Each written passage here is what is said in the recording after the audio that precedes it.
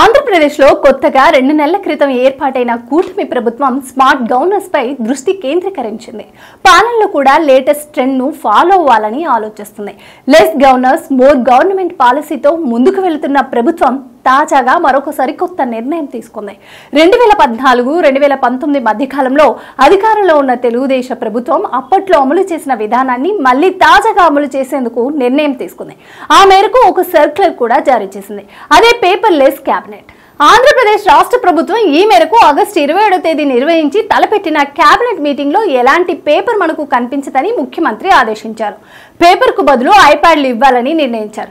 ఇకపై కేబినెట్ సమావేశాలు electronic format లోనే జరుగుతాయని ముఖ్యమంత్రి గత కేబినెట్ భేటీలోనే తన మంత్రి వర్గ సహచరులకు హింట్ ఇచ్చారు. సాధారణంగా కేబినెట్ ఎజెండాతో పాటు టేబుల్ ఎజెండా కానీ ఇతర కీలకమైన సమాచారాన్ని మంత్రులకు హార్డ్ కాపీ రూపంలోనే ఇస్తుంటారు. దీంతో భారీగానే వాటి వినియోగం ఉంటుంది. అదే సమయంలో వాటి కాలపరిమితి కూడా తక్కువగా ఉంటుంది. టేబుల్ అలవాటు చేయడం ద్వారా సమాచారంతో పాటు సెర్చ్ ఇంజిన్ల ద్వారా అదనపు సమాచారాన్ని కూడా పొందే అవకాశం ఉంటుంది. 2017లోనే అప్పుడు సీఎంగా ఉన్న చంద్రబాబు పేపర్ లెస్ కేబినెట్ సమావేశాలకు శ్రీకారం చుట్టారు. మంత్రులందరూ ఫిజికల్ గా హాజరవుతారు, కానీ పేపర్ వినియోగం మాత్రం ఉండదు.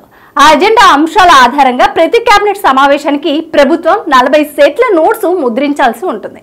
గతంలో హార్డ్ కాపీల రూపంలో ఇచ్చే ఆ నోట్స్ అన్ని ఇకపై సాఫ్ట్ కాపీ రూపంలో మినిస్టర్స్ కు సంబంధిత అధికారులకు ప్రభుత్వం అందజేయనుంది.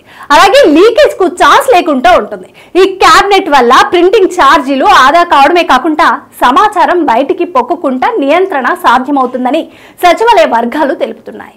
Please subscribe Pragna Media. Please like, share, subscribe to Pragna Media. Pragna Media, please do like, share and subscribe. Please subscribe to Pragna Media. Please like, share and comment if you like the video. Pragna Media.